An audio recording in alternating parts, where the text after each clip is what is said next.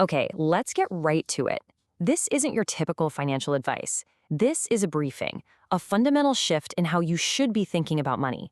We're not talking about saving up to buy something. We're talking about saving to build genuine, unshakable financial freedom. Here's our blueprint for the next few minutes. We're going to start by tearing down the old idea of a savings goal. Then, we'll talk about something called financial gravity. After that, we'll build a protective floor, see how that gives you real power in your career, and finally, piece it all together into an architecture for true autonomy. All right, part one.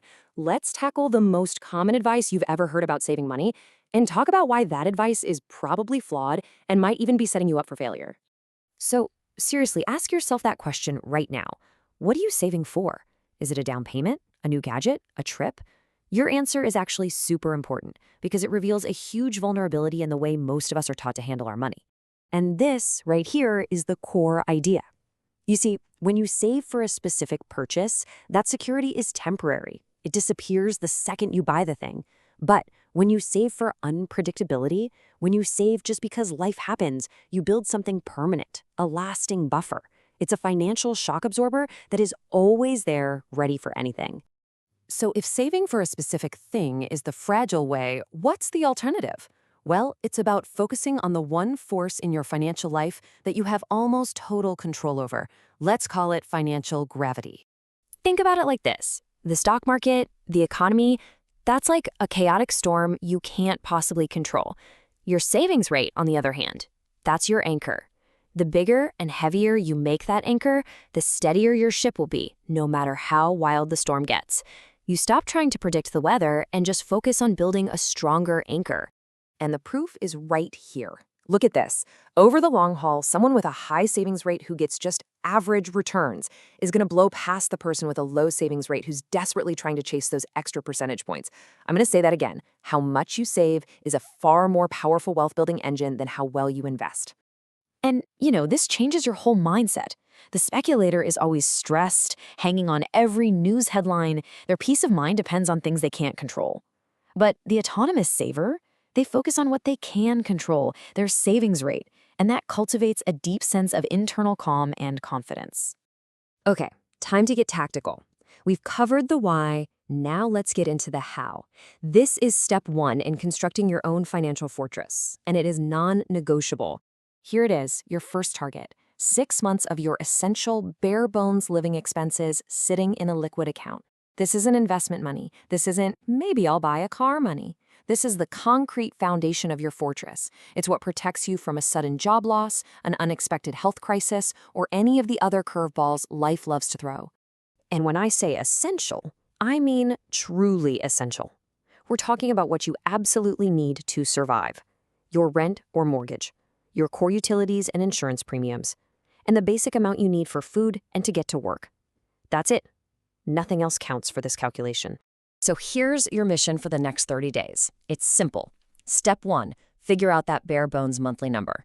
Step 2, multiply it by 6. That's your target. Step 3, set up an automatic transfer every single payday to a separate savings account. Make it happen.